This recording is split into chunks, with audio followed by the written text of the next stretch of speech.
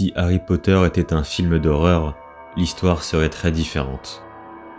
J'ai créé cette version d'Harry Potter via une intelligence artificielle, voici à quoi ça ressemblerait.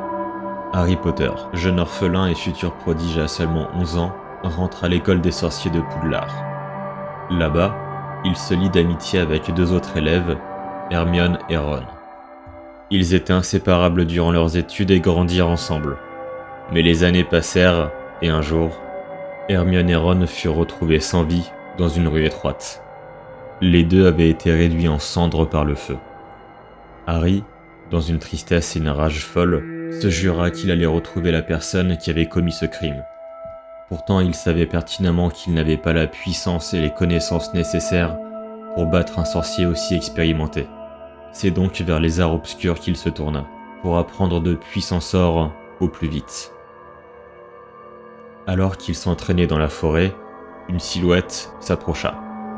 Il comprit rapidement que la personne devant lui était celui dont on ne doit pas prononcer le nom.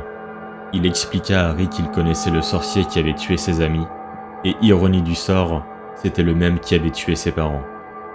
Devant les preuves et les explications qu'apportait celui dont on ne doit pas prononcer le nom, Harry ne voulait pas en savoir plus.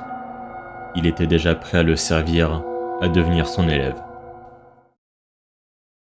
Harry ne fera son retour à l'école que plusieurs jours plus tard.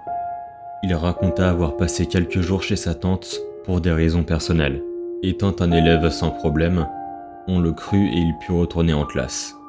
Mais la semaine d'après, une terrible nouvelle fut annoncée. La tête d'un professeur avait été coupée et posée sur un lustre. L'enquête n'a rien donné et malgré le renforcement de sécurité, la tuerie continua.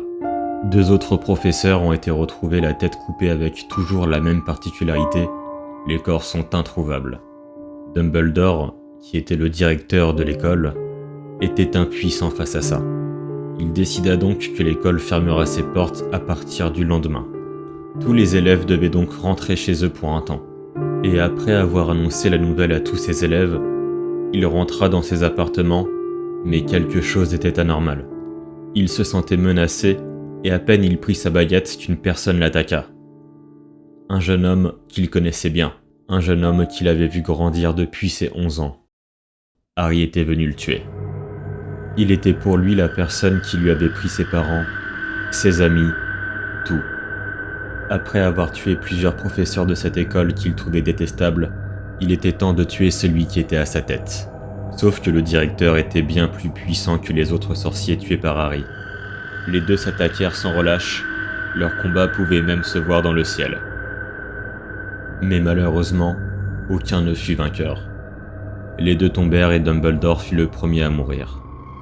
Harry, dans ses derniers instants, a vu que son mentor, celui dont on ne doit pas prononcer le nom, était là. Il remercia Harry pour ce qu'il avait fait, alors que le jeune sorcier remarqua qu'en dehors de la pièce, des élèves commençaient à crier, des flammes commençaient à s'élever. Harry Potter se rappela de la façon dont ses amis avaient été tués, et il comprit. Mais c'était trop tard. Sa mort fut la même que celle d'Hermione et Ron. Et enfin, c'est l'école entière qui disparut, dans une tempête de feu.